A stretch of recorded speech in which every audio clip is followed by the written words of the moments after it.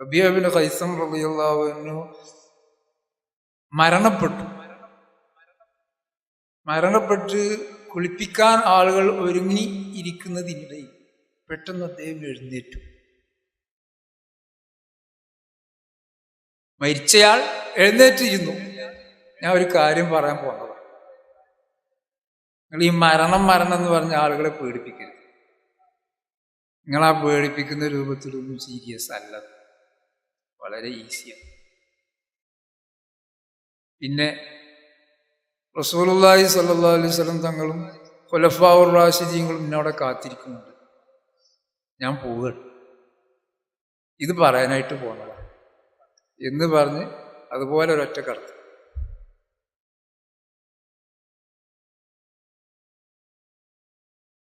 മുഅ്മിനിന്റെ മരണം വളരെ സഹിലായിരിക്കും, വളരെ ആശ്വാസകരമായിരിക്കും. അവന്റെ റൂഹ് ശരീരത്തിൽ നിന്ന് വേർപ്പെടുന്നത് വസ്സാബിഹാത്തി സബ്ഹൻ ഫസ്സാബിഖാത്തി സബ്ഖാ, പരിശുദ്ധ ഖുർആൻ പറഞ്ഞു. വസ്സാബിഹാത്തി സബ്ഹൻ, നീന്തി അകലുന്നതായ റൂഹുകളെയാണ് സത്യം. അതിനെക്കുറിച്ച് മഹാന്മാരായ മുഫസ്സിരീങ്ങൾ രേഖപ്പെടുത്തുന്നത് മുഅ്മിനിന്റെ റൂഹാണത് എന്നാണ്. എപ്പോഴും ശരീരത്തിൽ നിന്ന് വേർപ്പെടാൻ മോഹിച്ചിരിക്കുകയാണ്.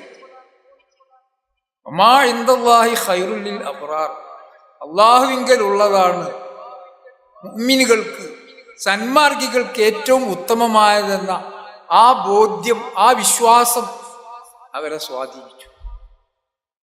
അവരതിന് കാത്തിരിക്കുക.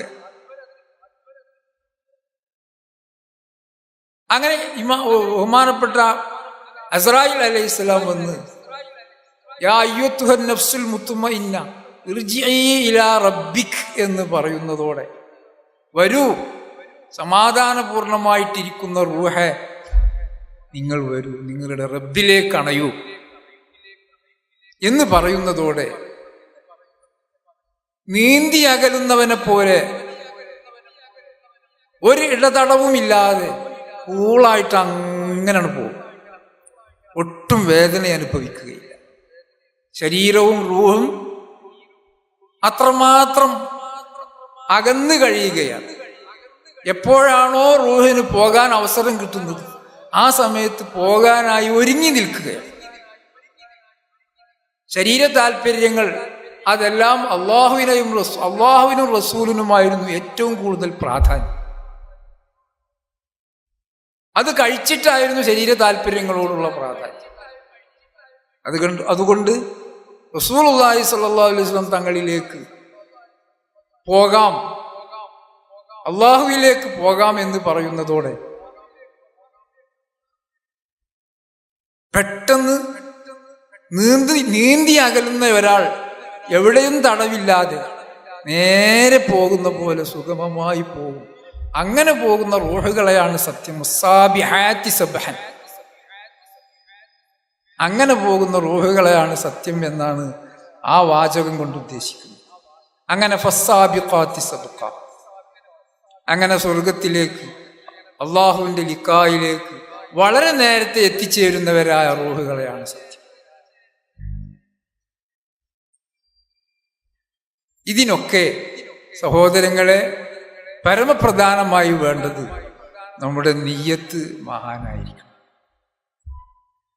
നിയ്യത്ത് മഹാനായാൽ മയ്യത്ത് സുൽത്താനാവും. ഒട്ടും സംശയം അതിൽ വേണ്ട. സുഗമമായി സുന്ദരമായി അസ്രായീൽ അലൈഹിസ്സലാം വിളിക്കുമ്പോൾ സുഗമമായി സുന്ദരമായി അയാൾക്ക് പോകാൻ കഴിയും. അയാളുടെ റൂഹ് എവിടെയും പറ്റിപ്പിടിച്ച് കിടക്കുന്നില്ല, എവിടെയും കെട്ടി വരിഞ്ഞു മുറുക്കിയിട്ടില്ല. സുഗമമായി അയാൾക്ക് ശരീരത്തിൽ നിന്ന് യാത്രയാകാം.